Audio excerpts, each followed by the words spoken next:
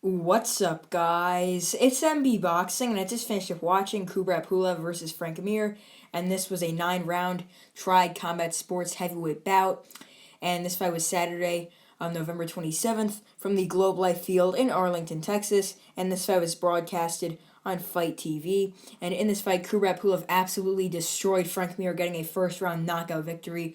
I mean, this fight was just stupid to even be begun with being made. I mean, at least they could have gotten a better MMA fighter in the main event, but they did put in a guy who's most known for his arm bars and submissions as opposed to guys known for his striking. I mean, in the co-main event, they had Alexander Flores, who's a heavyweight boxer, take on Matt Mitrione, and Matt Mitrione would have been a much better opponent for Pulev. That would have been much more competitive, and possibly Mitrione could have landed some nice shots, but no.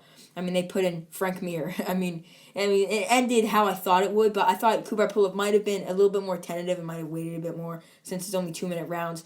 But I mean, still, I did predict a Kubrat Pulev stoppage, which most people were predicting. But just, I'm going to talk about how it went down. I mean, towards the end of the first round, Kubrat Pulev landed a beautiful right hand on the chin of Frank Mir. Frank Mir was already out on his feet from that right hand. He got sort of stumbled back, stood around. His eyes were dazed and his arms were down. And then Kubrat Pulev hit him again, and he flew into the ropes, then bounced off and was just standing there in no man's land, and fell towards Dan Murgliata, the referee, then fell back into the ropes and was just standing there stiff. And the referee, for some reason, was not waving it off at that time. But then, I mean, respect to Pulev. Pulev didn't just jump in there and start hitting Frank Mir.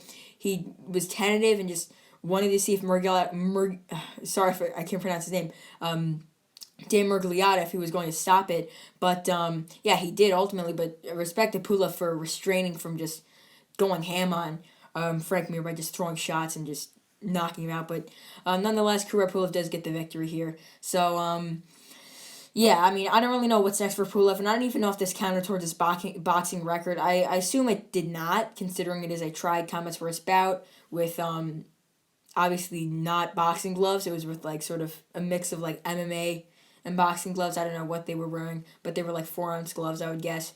But still, I mean, Kubrat Pulev, this is definitely good for his publicity, but I can't really see him getting another big fight in boxing. I mean, he's 40 years old, and he probably took this fight for the money, and easily he was able to beat Frank Mir, so I honestly don't know what's next for Pulev.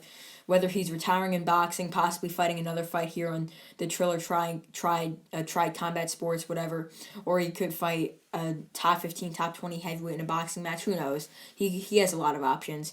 But for Frank Mir, I think he's done with combat sports. I mean, he lost a boxing match to Steve Cunningham, and now he lost destructively to Kubrat Pulev in this Tried Combat Sports bout. So, with that being said, I mean, overall, Kubrat Pulev getting a destructive and dominant knockout victory over Frank Mir in the first round to win his Triad Combat Sports debut.